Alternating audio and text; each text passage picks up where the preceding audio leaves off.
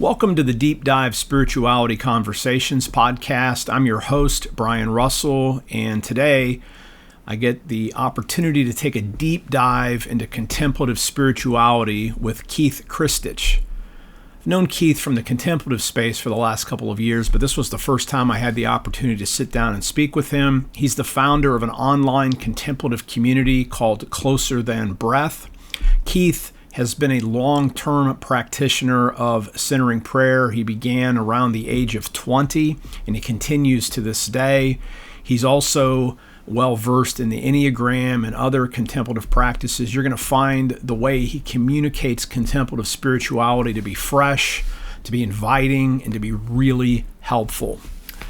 Before we jump into the conversation, let me let you know about an exciting opportunity that Keith is offering through an annual Centering Prayer Summit. It's all done virtually, and you can either attend live and watch the event January 21 and 22, 2023. And even if you can't attend all of the sessions or none of them, you can sign up and get access to all the videos. I attended in 2022, and it was a fantastic event. I plan on being there again for the 2023 event.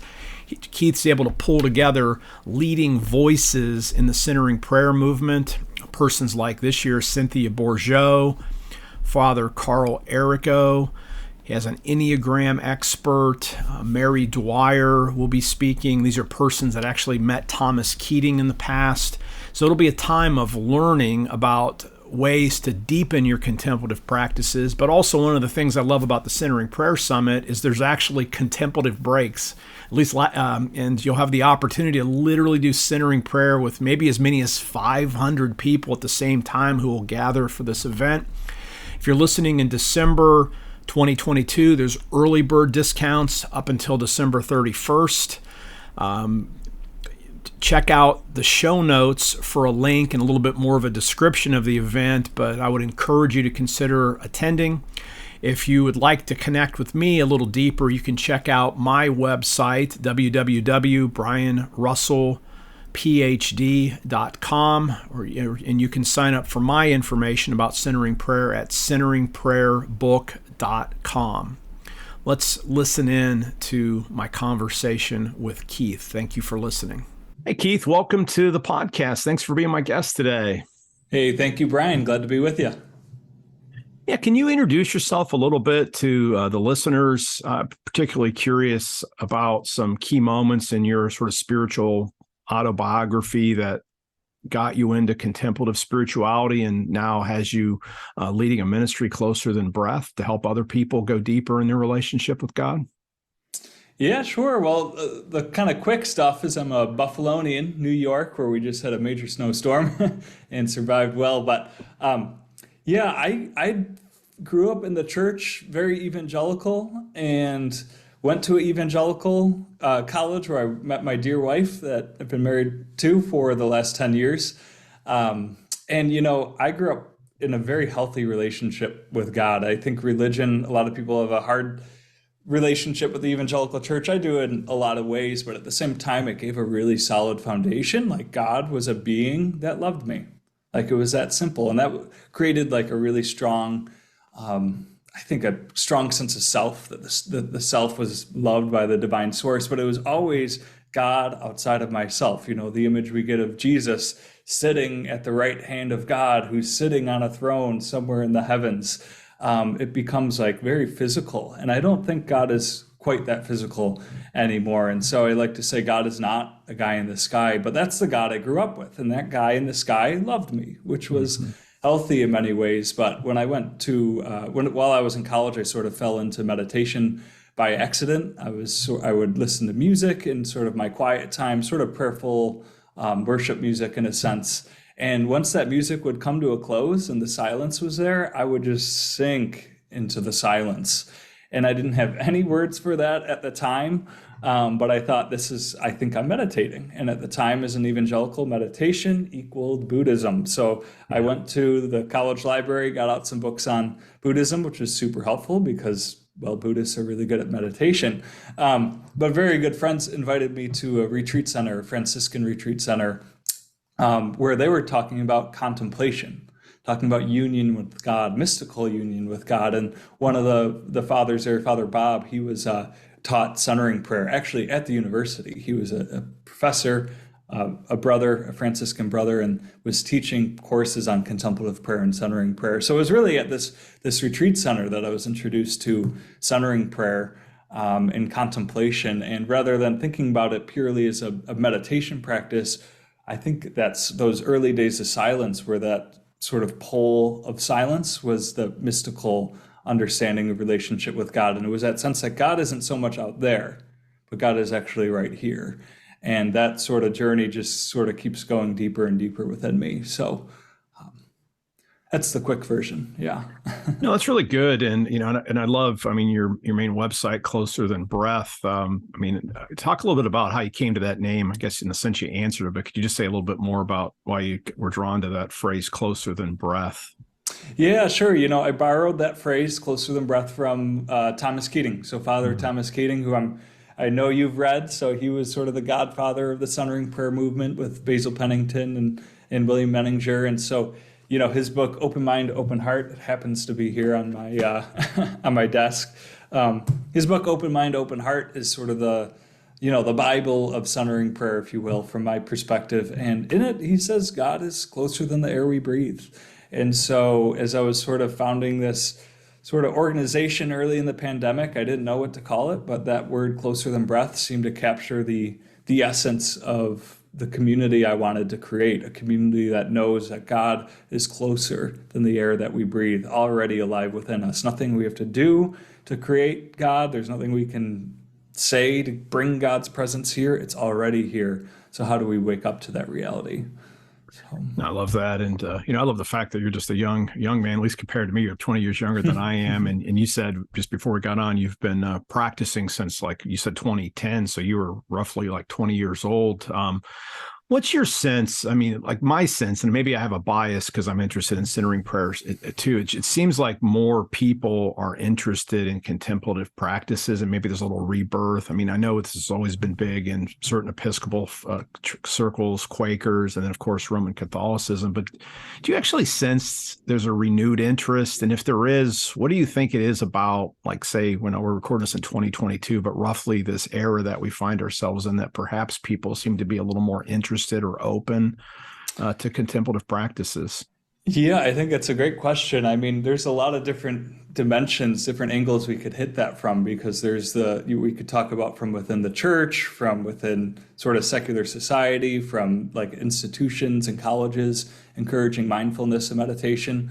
But I think there's an awakening. I think there's like a real depth of hunger for contemplative practice and contemplative awareness. And I think that is happening both for like folks inside of the church, I think young people in particular, and I think it's happening in society at large. And I think the great work that's being done with mindfulness is like that's being able to be studied scientifically and to be like prove the metrics that say this is actually healthy for your psychology, for your psyche.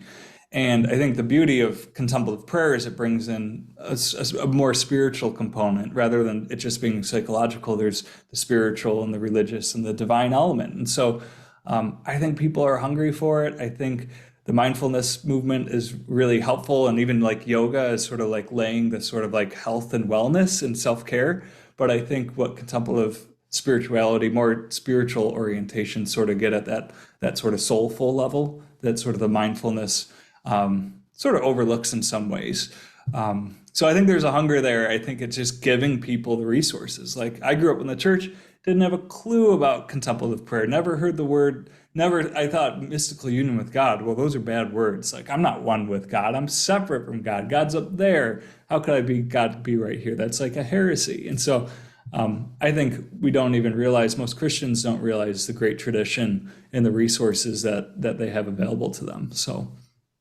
Yeah, say just a little bit more about that. You mentioned that you grew up in evangelical church. I'm in the Methodist side of things, but I was essentially in an evangelical Methodist side of things. And I had no clue about any of this stuff either up until my 40s, literally.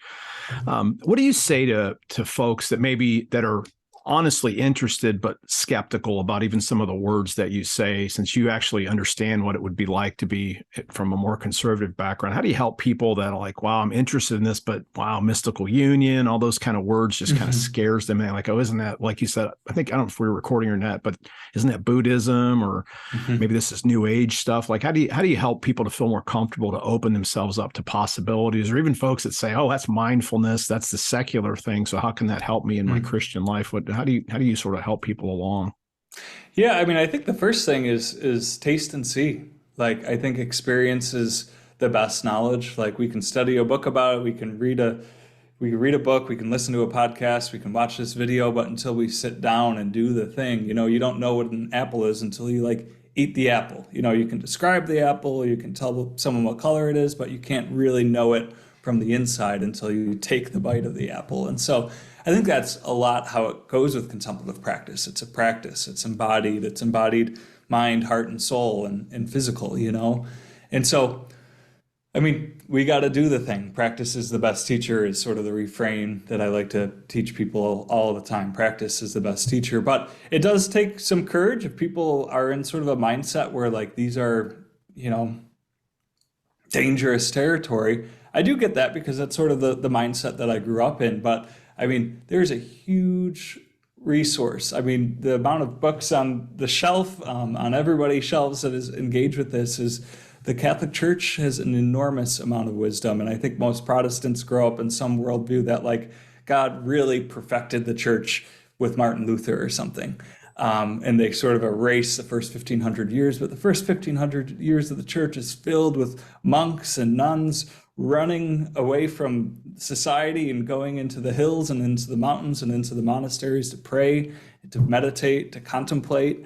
And we have their books, we have their writings, we have systems that they've taught us of how to engage in God. And so just a matter of opening our minds. I mean, Thomas Keating's book, Open Mind, Open Heart. Have an open mind, read somebody outside your own tradition, and find out that that was closer to the roots of the early church than perhaps what we have today. So. Yeah, good word. And just share a little bit. I mean, I'm going to ask you at the end, like some of your, like 2 or 3 of your favorite books, but when you think about mentors, and I know you've had the privilege to actually speak with a lot of the great teachers that are still alive today. And then you just mentioned all these resources that go deep into the Catholic and even the Eastern Orthodox tradition. So like, who are some of your mentors in contemplative spirituality that have really helped to shape you, both either living or, long deceased that we only know through their writings? Yeah. I'll share 3. I mean, the first would be Thomas Keating, just because I've already mentioned him with Open Mind, Open Heart. And then the second, who's living now, Episcopal priest Cynthia Bourgeot. And I know you're familiar with her work. She's written well over a dozen books, and 2 of them on centering prayer. And her book, Centering Prayer and Inner Awakening, is like another foundation text, as far as I'm concerned, for centering prayer. And so that book really highlights the true and the false self journey, looks at the psychological dimensions of centering prayer as well as the spiritual dimensions. So Cynthia's work, I'm a huge fan of that, and her book Centering Prayer and Inner Awakening is key. But a third one is a very, very, very favorite, Anthony DeMello. Are you familiar with DeMello? Yes, I have. I've read, I'm trying to think. I've read a couple of his books, but yeah. Which book do you recommend from his? His book, Awareness. Yeah, that's what I was going to say. That's what I couldn't remember what it was called. Yeah, that's a really good one. And what's so unique, he was a Jesuit priest. I think he died in the 80s, but a Jesuit priest. He's Indian. He's from India. And so he's a Jesuit priest in India, writing to the Western world. And so he has this perfect blend of like Christian Jesuit mind. Then he has this very Eastern consciousness. And then he's also a psychotherapist and a spiritual director and a spiritual retreat leader. So he's integrating Eastern thought with Western thought. He's integrating his psychological awareness with his spiritual awareness and learnings. And so he's just sort of this brilliant mind. And his book, Awareness, is just will turn your mind upside down. I don't necessarily agree with everything he says in the book, but he certainly forces you. He puts a mirror in front of your face and he says, do you really believe this is true about how you view reality? And it's like, well, it'll twist the mind. It's mind bending in many ways. So yeah, it's a good word. I think I actually I think I just read that. It's either this year or maybe late Mhm. 2021, but that is a really powerful book, and it seems to be coming back to life now because I have heard even like Tim Ferriss on his podcast, and which is that Okay. one of those massive podcasts. I've heard him talk about it too. So that Oh, seems to that's be wild.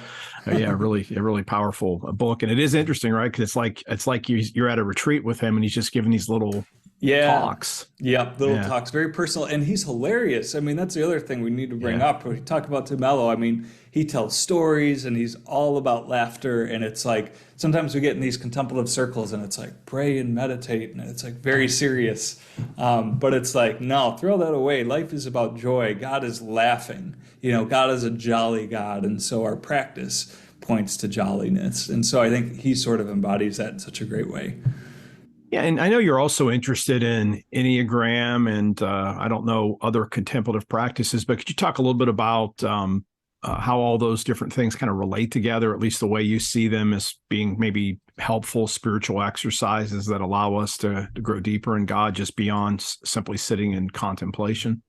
Sure. Yeah. Yeah. I've worked with the Enneagram a lot over the last 8 years or so and got certified as a teacher about 5 years ago. And it's a tremendous tool. I mean, what I think it offers us is both, again, an integration of the psychological path and the spiritual path.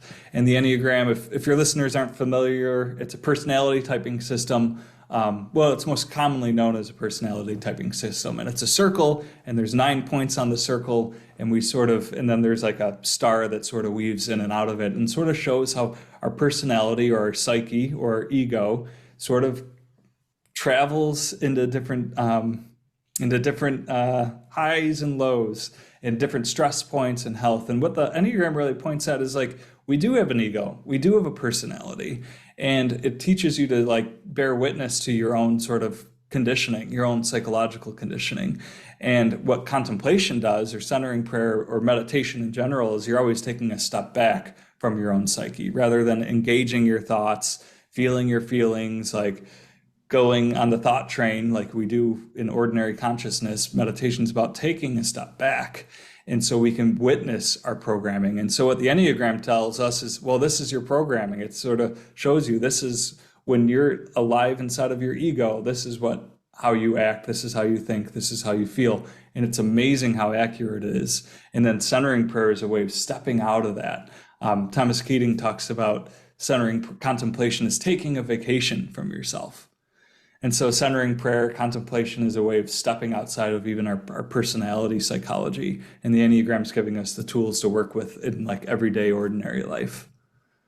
Yeah, I So love that. And what's your take on um, the relationship between you just talked about kind of the inner outer world a little bit, but what's your sense of contemplation and actually the physical body in terms of because sometimes it's centering prayer, you're just surrendering pieces, but I mean, like when you talk about like a welcoming prayer, I've heard like Mary Dwyer introduced that to me at the summit that you put on last year, and actually paying attention to your body. So what's your sense that I mean, how do you understand the physical body with all the contemplative practices? Have you thought much about that? yeah, I mean, I think it's probably for me probably the most difficult part to integrate. I mean, I think Yeah, and that's we've why I'm done. asking too. That's what Yeah. I struggle with too. So. Yeah, yeah. I mean, the heart of centering prayer is putting the mind in the heart. And so oftentimes we live from the neck up, right? We think and we feel, we even feel often in our head. We feel and then we react to the feeling. And so we're living from the neck up. And so contemplation is about descending the mind into the heart and going to that deeper place of consciousness within us, that heart-centered space, and living from that true self rather than from the mental egoic self. And so there's like really good dynamism there, right, between the mind and the heart. But then the difficult part is like when we open our eyes. So, okay, we sit down for 20 minutes, we close our eyes, we try to get out of the head, we move into our spiritual heart or our soul. And then what happens? Well, the bells go off and we have to get off of the prayer cushion, off of the meditation seat, and go walk into the world. And I think that's where, we embody our contemplation. We have Saint Teresa of Avila talks about um, God being present, God being present in the pots and pans, as does Brother Lawrence, talking about, everyday activity is like another image of God's presence.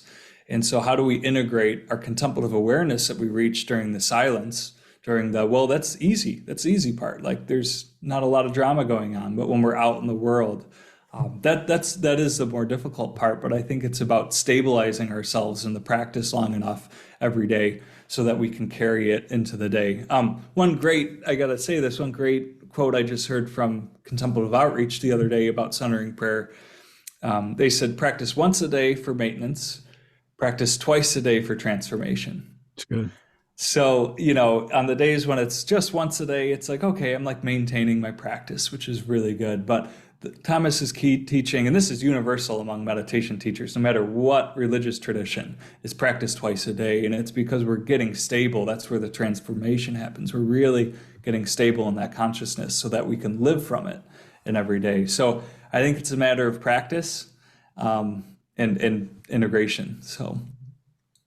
Yeah, and when you talk about practice, even time, I know traditionally it's 20 minutes is often used. What's your advice for people that say they want to do it less? And then I don't know if you have any thoughts on, sometimes folks will say 45 minutes for a really long sit. What's your what kind of how do you teach about varying the amount of time you spend in an individual session of centering prayer?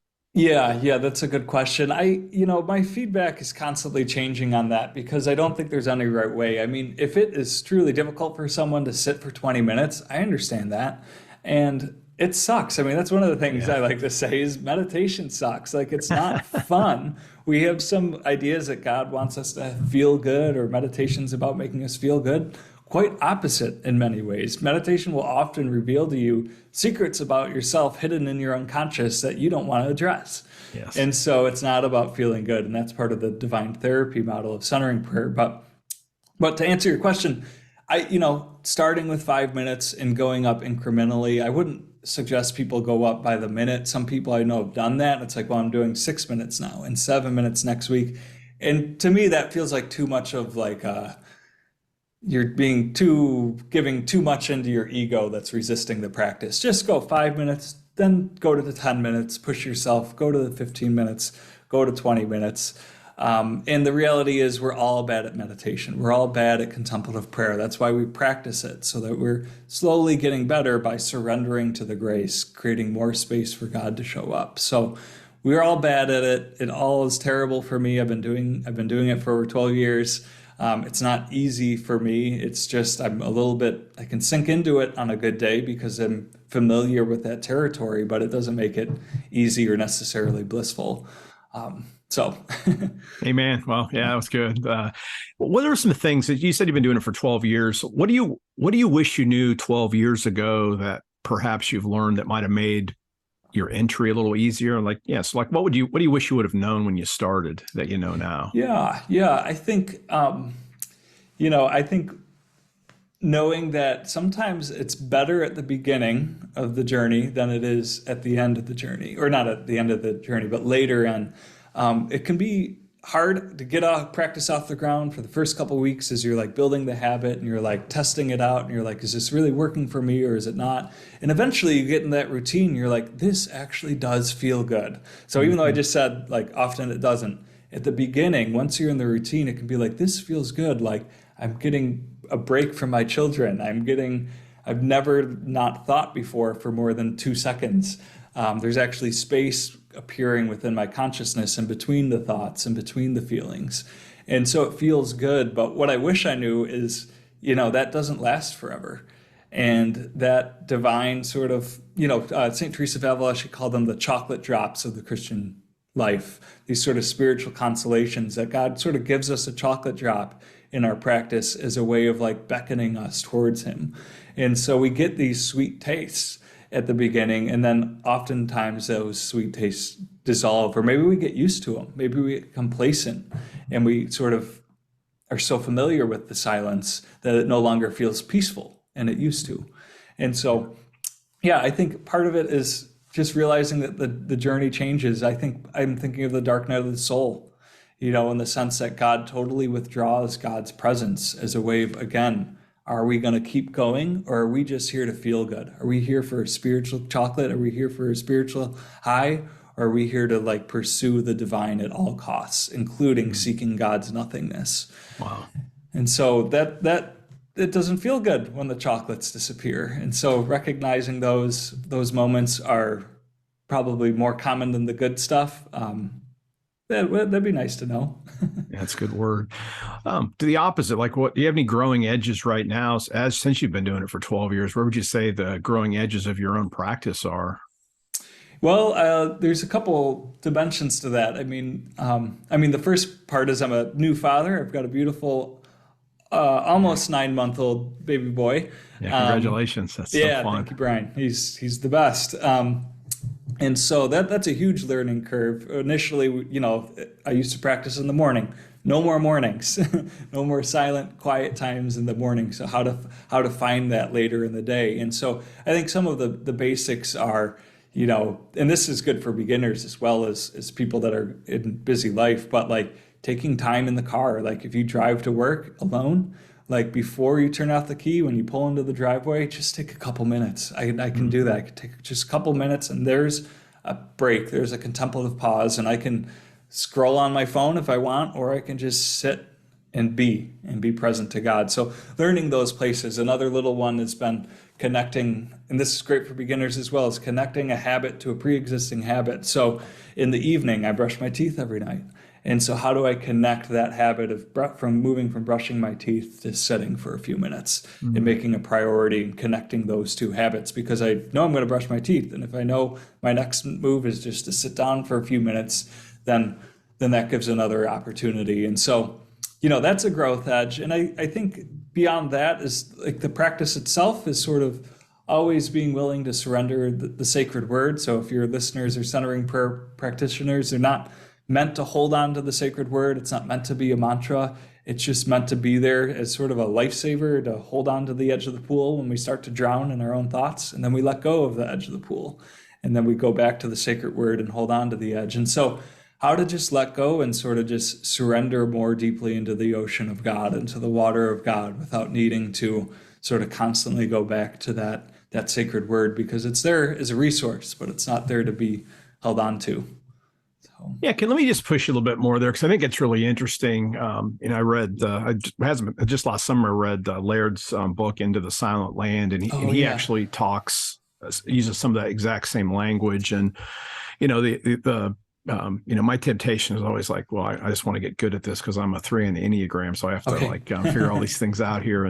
But like when you say surrender, let go of the pull, and this is where I think a lot of people get confused. It's like, okay, I'm not mindless because my thought stream is still there. So when you say let go of the sacred word, if you could describe the experience, and I know you're not really supposed to, but do you have a sense of like, how would a person know that they had let go of the sacred word and aren't simply floating lost in their thought stream again? Mm-hmm. Yeah, that's a great question. I'll use the language from Thomas Keating to describing contemplation as interior silence. Mm-hmm. And so centering prayer is a practice designed to facilitate our movement into contemplation. So from centering prayer into contemplative prayer. And so he defines contemplation as interior silence. And he says that in 2 different ways. And so the first way, and this is probably the best way, even though it'll sound like the other way will be the better way. But when the mind is actively thinking, he talks about sinking into the ocean, sinking down into the water, and the boats of mind are still going by, but you just don't care. That's contemplation. So the thoughts are still going, but you're conscious of you're seated in your deeper self. You're conscious of a deeper awareness of that divine presence. And so the thoughts are continuing to go, but there's a major difference between thoughts and thinking.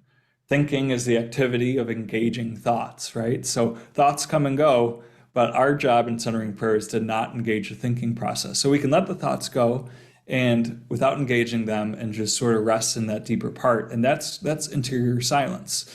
And then the deeper interior silence that we all kind of crave is when there's no thoughts, is the boats stop floating by overhead and we're just there in sort of the depths of contemplation. That's sort of the spiritual juice we're looking for. Cynthia Bourgeault would call this, liken this to objectless awareness. So Ordinarily, in our ordinary consciousness, we have all sorts of objects of awareness. We have, before me is the light, the mug, the microphone, the screen, your face. Like, we have endless objects inside of our awareness. When we close our eyes, we have new objects of awareness. We have images come to mind. We have thoughts that come. We have memories. We have feelings. Those are all objects of awareness. And so when we move into contemplation, we move into that place of objectless awareness, the nothingness. And so in some ways you described it as not mindless. In some ways I want to say it is mindless, because we're out of the mind into the heart. There's no longer objects to steal our attention to. So there's sort of, it's mindless in the sense that, not that we're just dulled out and like blissed out, but that there's no object, there's no mind conscious of another object. So I hope that helps. No, it does help. I just love to hear people kind of describe some of these interior states. So yeah, so thank you very much. And also grateful that you mentioned how being a parent changes. That's a question I get a lot when I talk to younger folks. It's like, how am I supposed to do this? I got kids that wake me up, and you kind of address that. Is there any other tips you'd give to young parents with they're in that season? And heck, if you have multiple kids, you can be in a season with kids needing you for, well, who knows? I mean, 10 years sometimes, right? So like, what are you learning? What's advice beyond, what you kind of just said, find the spots? Maybe that is the advice, but any other reflections on that?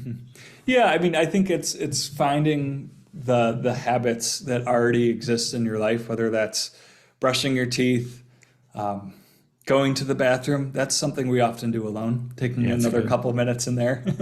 But everybody has daily habits, and they're going to look different for different people. And our habits get disrupted when we have kids. And so we have to adjust. And so, just finding what those are inside of our lives and giving ourselves permission to just do the 5-minute sit, because, we're taught to do 20 minutes a day, or 2 times of 20 minutes a day. And that's just not always possible for everybody. So to recognize that 5 minutes is better than none, that 10 minutes is better than 5 minutes, but it's certainly better than none. And so we're going to do 10 minutes here and there when we can. And it's just a matter of taking it seriously enough to do it, because I think we all have 10 minutes in our day if we can find it. But we do have to find it. We have to commit to it. Yeah, and talk a little bit now, and we'll start wrapping things up here after this question, but to talk a little bit about your own sense of calling, and we'll come back to just nuts and bolts contact stuff at the very end, but talk about your ministry closer to breath. I mean, do you consider that a ministry? Like, how would you describe the work that you do in this community that you're building around contemplative practices?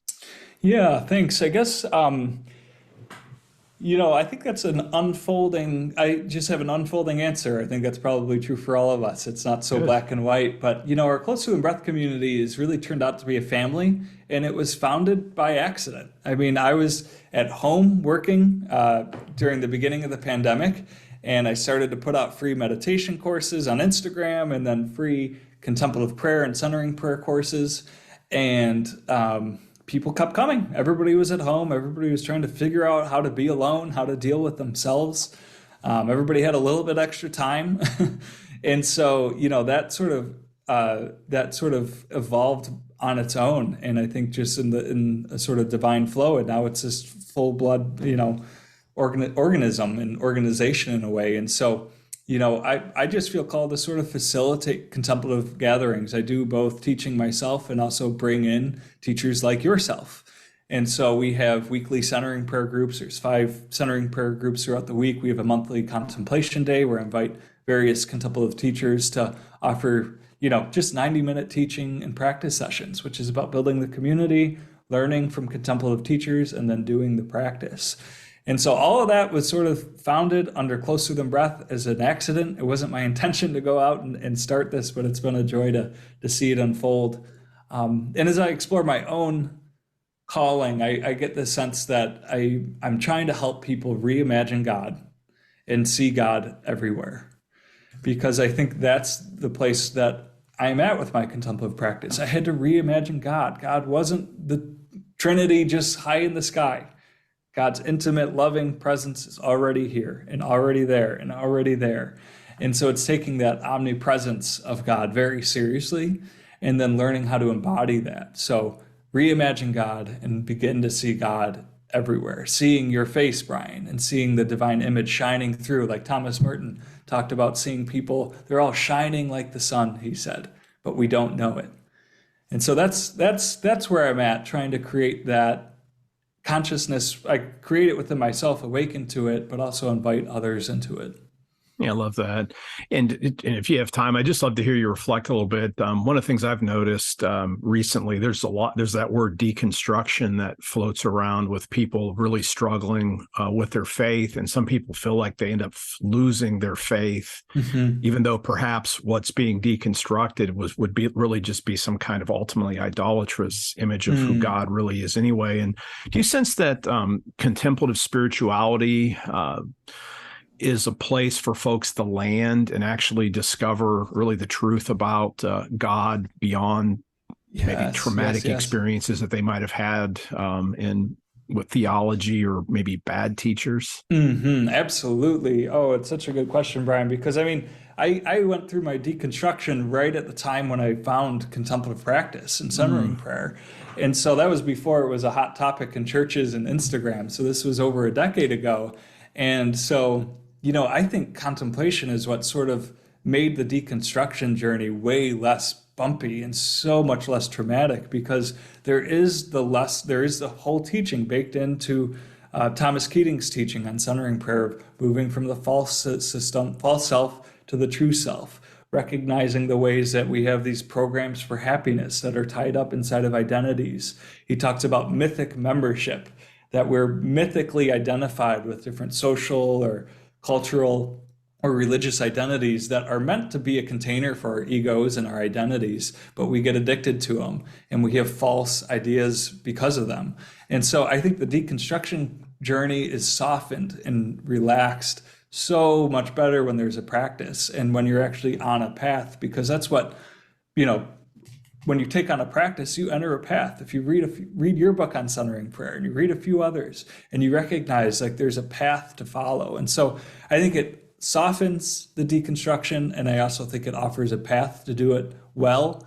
And I think it's a great landing place, as you suggested, because it's a way to be, I kind of think of like things in triangles. So like we have like rigid religion, which a lot of people are deconstructing from.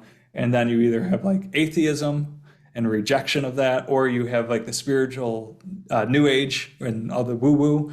And so people react against the rigid religion. They either become atheists or they become new agers, or you can come up to the peak, that sort of place of synthesis, and find contemplative spirituality, which is rooted in religion. And it also has some of the currents of I wouldn't say it's new age, but new age is drawing from the mystical dimensions, the contemplative dimensions of religion. And so it sort of is this integrating principle. So I think it's just a beautiful path. Yeah, thank you, Keith. Yeah, and these are the last set of questions I'd like to ask all of my guests in one form or the other. And just curious, like the first one would be like, what's next for you in terms of, I mean, you got your Closer Than Breath community started, you're putting on summits, which we can talk about here at the very end. Do you sense a bigger calling at some point? Again, maybe it doesn't mean bigger platform, but like, what do you sense of, looking forward, you're a young man, like what do you think might be next or down the road for you? Or do you sense maybe God summoning you that might feel a little scary even?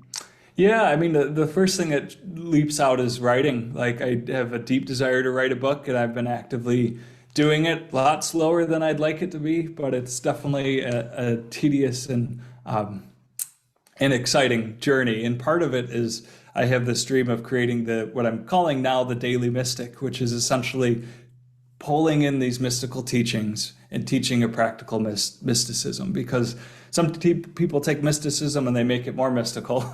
I like to take mysticism and make it practical and make it every day for people, because there's so much out there. And so I have this dream of creating the Daily Mystic, which is essentially, could be a podcast, could be a YouTube, could be a daily email, but a place to hear from the mystics in a way that's grounded and down to earth. So we'll see if we can do that in 2023. No, I love that idea, because I mean, maybe I don't know if you ever see it, but like that Ryan Holiday's done this thing with ancient Stoicism, and he puts out this book, The Daily Stoic, and obviously that's got legs, and there's this sort of Stoics aren't exactly contemplative, but they have spiritual exercises in Yeah. it. So, I mean, I would encourage you because I think that would probably have real legs. I love that idea. So, I'll definitely Hmm. be in prayer for that because I think that you think you'd be really good at that. So, I love that. So, thanks Thank for you. sharing that. Yeah, yeah. What's a day look like for you in terms of your practices? Like, what keeps you grounded to be able to serve other people and bless your own family and love yourself actually, along with all those other things. Yeah. Great question. It's radically changed since the last 3 days. So we've just sleep trained our son, who is now Ah. sleeping through the night, which is like a miracle. So we, for the first time, aren't waking up 4 times a night. So that's been a success. That means my wife and I, we've gotten up at 5 a.m. the last 3 days. So this is not what we were doing prior to this, but now we've gotten up at 5 a.m. We have a 90-minute window before he wakes up, and we've been reading, we've been journaling, we've been doing this together, doing yoga and doing Beautiful. centering prayer together during that 90 minutes. So whether that'll stick or not, that has been refreshing to a T the last 3 days. But I think, but to speak it out loud is, commitment to the daily practice and finding those windows of opportunity. Earlier in the day is always better for me because if I don't do it, I'll push it off later. Guess what never happens? Later. Later never seems to come. It's always now. And Good. so finding the time for practice in the morning. And then the other thing is writing. I mean, I'm ultimately a writer. I have a stack of journals that would nearly reach the ceiling. And so having that time to slow down and think, because contemplation is not about thinking, even though people think contemplation means to think deeply. When we talk about it from the Christian contemplative tradition, it kind of means the opposite. It means to disengage from your thinking. Yeah. So writing is about engaging the thought and slowing our thoughts down and being reflective. So that's sort of those sort of two stabilizing practices for me. Yeah, I love it. Now you mentioned some authors earlier, but if you were going to pick outside of say the Bible, that's I'm sure has played some role in your Hmm. development too. Like besides the Bible, what would be if you're just going to had to pick 2 to 3 books that have really meaningfully transformed you? What would those 2 or 3 books be? Yeah, well, I mean, in addition to what I've mentioned, I will underscore awareness because that's just so mind-bending. I think I'm going to put David Frenette's book, The Path of Centering Prayer, out there because that's such an amazing book in exploring the transition from centering prayer to contemplative prayer. So it's perfect for beginners, and he's got beautiful Trinitarian language that he sort of intersperses throughout the whole book, and it's yeah, it's great for beginners. But I am also speaking it because it's a great transition period to look at what is centering prayer compared to contemplation. So. It's good. No, this is, and I appreciate the thank you. This has been a really wonderful conversation. And so, talk a little bit about like, I mean, for those listening in December 2022, January 2023, you have your annual, I think it's annual now, Centering Prayer Summit coming up. Talk a little bit about that. I'll put a link to be able to get Sure. registration and just talk about what that is and also give some other contact information if people want to find out a little bit more about you, Keith. Yeah, sure. Thanks, Brian. The summit is super exciting. This is sort of a repeat from last year, not a complete repeat. We have new folks coming in, but in 2022, I put together a 2-day centering prayer summit, and we had over 600 people join, which was like a shock to me. Yeah, it was fantastic. I was there. So Fantastic. yeah. Yeah, thank you. Thank you. And it's all about teaching and practice. So it's not so much about the community. There's not a lot of like breakout rooms like often we're accustomed to in Zoom, but it's about connecting us with contemplative teachers. So this year it's January 21st and 22nd with 8 contemplative teachers, and our Closer Than Breath organization is hosting it. And there's 5 opportunities for centering per practice throughout it. And so it's really just a 2-day deep dive into the practice and looking at all sorts of themes related to centering prayer, whether it's moving into contemplation. Someone has one moving from prayer to protest. So looking at sort of like social justice as well and integrating those sort of practices. Somebody talking about the Enneagram. And so it's just like, I can't wait. It was like the best last year, and I'm just super excited to have it sort of again. Cynthia Bourgeot is the keynote speaker, and she's talking about Thomas Keating, the founder of Centering Prayer. So really excited about that. And let's just give some contact information that people want to connect with you. Sure. Yeah. Well, the Centering Prayer website, very easy, centeringprayersummit.com. And then our Closer Than Breath website, closerthanbreath.com. And then my personal Instagram is just Keith Kristich, just my first and last name. And I'm pretty active on there. Although I've taken a break since the birth of my son, I'll be jumping in real soon again. And I'll put links to all the books that Keith's mentioned, as well as to the summit and his website and also his Instagram account. Keith, I just want to thank you for being my guest today. I also want to thank you for being open to God's leading to create this bigger community. And I'm going to be cheering on. I've been a fan for a while. This is our first time we ever got to actually talk. And so I'm just really grateful for you. And thank you for being thank you for growing into the person that God created you to be. Brian, thank you. It's been super great to be with you, and honored to talk and glad for the work you're doing as well.